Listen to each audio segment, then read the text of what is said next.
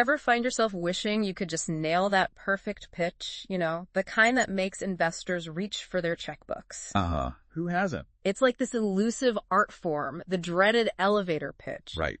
30 seconds, a captive audience, no pressure. Yeah, no pressure at all. So we thought, why not do a deep dive into this whole thing? We're checking out El Pitch Ganador, which translates to the winning pitch. The author, Sergi Simora, has actually heard over 1,500 pitches. Wow. 1,500? 1,500, so he's definitely seen it all. He must have some stories. Oh, I'm sure, but what's really interesting is that he says only 10% of those pitches actually work. Ouch. Only 10%? Yeah, only 10% really hit the mark with investors. So that begs the question, what are those successful pitches doing differently? Yeah, what's the secret sauce? Well, one of the big takeaways is that it's not just about cramming in as much information as you can. It's easy to fall into that trap, though, right? You only have a tiny window of time to get your whole idea across. I feel like you've got to say everything. Right, exactly. But Mora's point is that connecting with your audience, especially right from the start, is absolutely crucial. Makes sense. If you don't hook them right away, you've lost them. Exactly.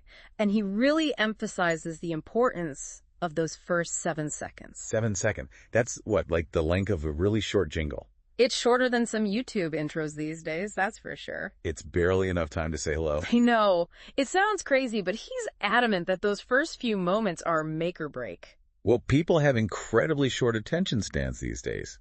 You've got to give them a reason to keep listening. It's true. We're all bombarded with information constantly. Exactly. Think about scrolling through social media. You stop on something for like 2 seconds, and if it doesn't grab you, you're on to the next thing. It's the same with pitches. You've got to cut through the noise and immediately pique their interest. It's like that saying, you never get a second chance to make a first impression. Exactly. Okay, but here's where it gets even more interesting. Mora argues that how you deliver your pitch is actually 14 times more important than what you actually say.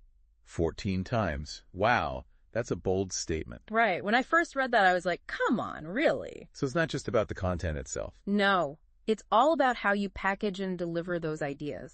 It's about your passion, your energy, your ability to weave a compelling story. It's about turning a pitch into an experience. Exactly. Mora describes those moments when the investor leans in, eyebrows raised, hanging on to every word. You can practically see the light bulb going off over their head. That's what we're aiming for. But how do we actually create that reaction? Well, Mora says authenticity is key. Investors can spot a canned speech a mile away. So ditch the jargon and the buzzwords. Exactly. It's about connecting. And it seems like Mora's insights are resonating, especially with people who've been there, done that in the investment world. Luis Martín Cabides, a prominent investor in Spain, praised the book for its practicality and real-world advice. It always means more coming from someone who has experience on both sides of the table. Absolutely. They know what they're talking about. They've seen it all. Exactly. So, to wrap this all up, nailing that elevator pitch, it isn't just about summarizing your idea. It's about crafting a compelling story, getting your audience invested, and delivering it with genuine passion. Easier said than done, though. Right. Well, that's the challenge, isn't it? But that's what makes it so important. Now, here's the real question for our listeners. What would your 7-second hook be if you were stepping into that elevator right now? Ooh, that's a good one. What would I say? Think about it. Maybe your next winning pitch is just around the corner.